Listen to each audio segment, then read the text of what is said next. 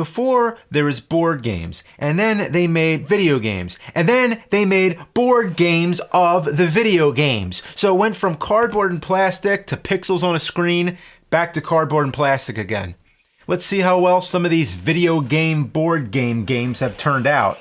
First up is Pac-Man. If you know how Pac-Man's played, then there's not much to say. They translated the video game to physical medium in a pure and faithful way. The famous pellets are represented by these balls which go in his mouth.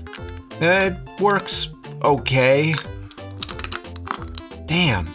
The main difference is that there's multiple Pac-Men for competitive gameplay. On each player's turn, they control their Pac-Man and also a ghost to chase after the other Pac-Men. If caught, they go back to the starting point. Imagine what it would be like to be trapped for all eternity with two ghosts. The game ends when all the balls are gone. The player to gobble the most balls wins.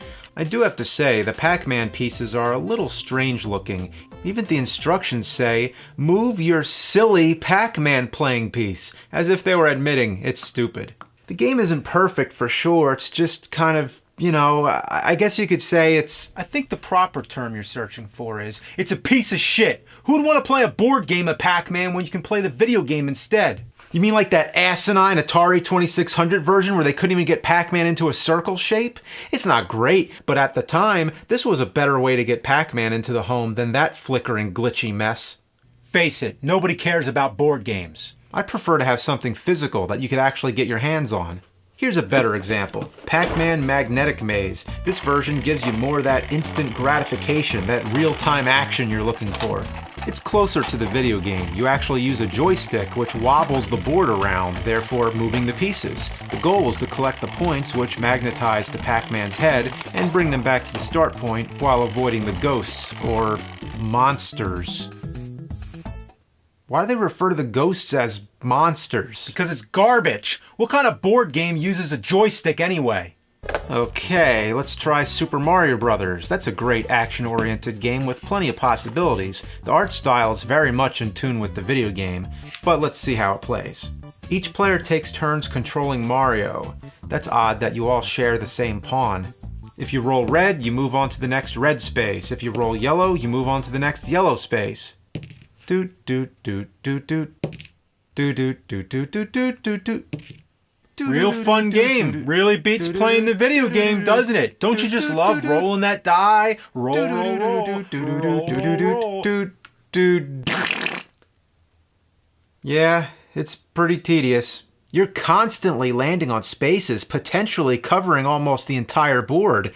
Having numbered dice would have made the game much quicker paced. Sure, you can choose to take alternate paths, but the choices of where to go are very limited. There's hardly any strategy involved. Your turn ends when you roll stop, then the other players take control of Mario. But whenever you collect 4 coins, you can trade them in for an extra roll, or an extra life as the instruction manual calls it. A mushroom gives you 4 coins, but since 4 coins gives you an extra life, couldn't a mushroom just be an extra life? Yeah, you might have to take some fucking mushrooms to understand this game. Then there's the hazard cards. Whenever you hit a question mark, you collect another card which you can use on the other player. Basically, what the cards do is spawn enemies for the other players to land on. If they land on an enemy, they lose a life, or in other words, the turn goes back to you. The goal of the game is to be the first player to land on the final space, therefore rescuing the princess. Well, this is kind of stupid. Now you're talking some sense. Nothing in the game matters. It's all about who gets that final roll. What's the point of putting hazards down? Just wait for Mario to get near the end, then start playing competitively. By putting down hazards, all you're doing is slowing Mario down and prolonging the game. It's like trying to play a game of chess by yourself. Everything you do on one side counteracts the other. Well, this could easily be solved if there were 2 different playing pieces, like only if there was somebody else besides Mario, like who is that? Who is that now? Luigi? Nailed it on the head like a hammer, brother. Brother, it sucks. How much does it suck? It fucking sucks. Say it like it is. It's a shitload of fuck. That's a good one. Here's one that's okay. It's Super Mario Bros. The Great Ladder Race game. Here, 2 players, Mario and Luigi, race to get up and down the ladder without falling off. You have to appreciate the simplicity. I like games that deal with physics. Yeah, but what does it have to do with Mario? Isn't this exactly what you want with a Mario game? Hanging on fucking ladders? Well, come to think of it, it should have been based on the ladder finale from It's a Mad, Mad, Mad, Mad World. But anyway, I think this is pretty good because instead of trying to force the video game into a board game, here, they just made something new. I'm just trying to look on the positive side. There is no positive side. It's like trying to describe a dog turd that's sitting on a sidewalk. Which side is better? The side that's facing up, drying up in the hot afternoon sun, or the side that's sticking to the cement, staying moist and shitty? Alright, let's try Legend of Zelda. The art design looks promising enough. The board is colorful, appealing, and represents the labyrinth-style gameplay that we know and love. Well, just like in the Mario game, all the players share Link. They each take turns moving him around. Each room has its own set of colored tiles. When you land on a yellow square, you uncover a tile. If it's a monster, you fight it by rolling the battle dice. If the number of swords rolled is equal or higher than the number of the monster, you win. If the monster has a heart, you get a heart. But if you lose one of your hearts. If anyone loses all their hearts, the game ends. When you uncover the special item, you can move to the next room. In the very last room lies the Triforce. When somebody gets the Triforce, the game ends, but they don't necessarily win. The winner is the person to have the most hearts when the game is over. Well, it makes more sense than the Mario game, but it's definitely no Hero Quest or Dragon Strike, because those games were meant to be board games. This was meant to be a video game. Yeah, I wish I was playing the real Zelda instead. Damn straight. Now you're starting to see the light, Board James, or should I call you Video James?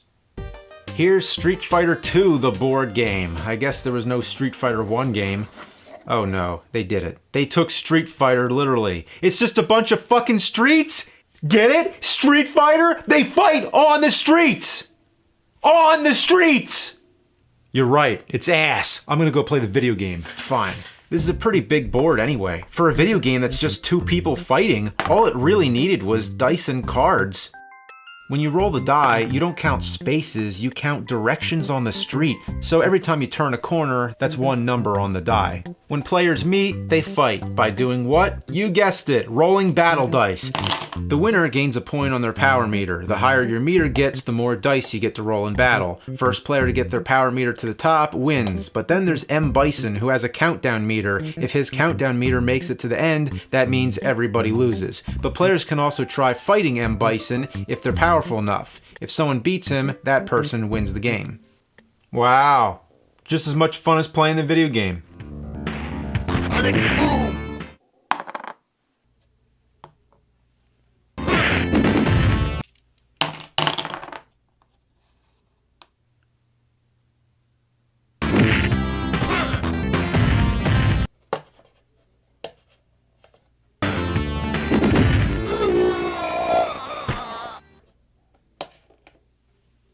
This is a mess. This whole thing is a mess. What do I need this for? Did I put this together right? Remove the pawn stands, building stands, clips and pegs from underneath the cardboard platform. Separate the clips and twist the pegs off the runner. Discard waste. Discard waste.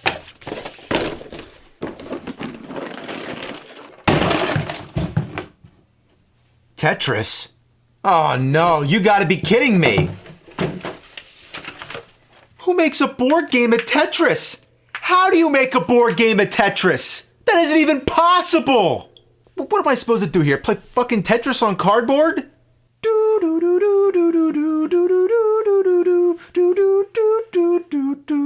Fuck this. Players all simultaneously and randomly pick block shapes out of a box. They place them on the board and arrange them just like you would if you were playing Tetris. If you get a block you don't want, you pass it to the next player. When somebody reaches the top, the game ends. Whoever has the least amount of open spaces wins. So basically you're trying to cover as many spaces as possible in the quickest amount of time. What's the point? I guess it's good for people who don't have electricity but still want to play video games. You could play it on Game Boy with AA batteries. Who needs this shit? Who makes video games into board games? It's all a bunch of circle jerk marketing bullshit. I played some board games out of boredom, but this shit, you gotta be really bored. What were they thinking?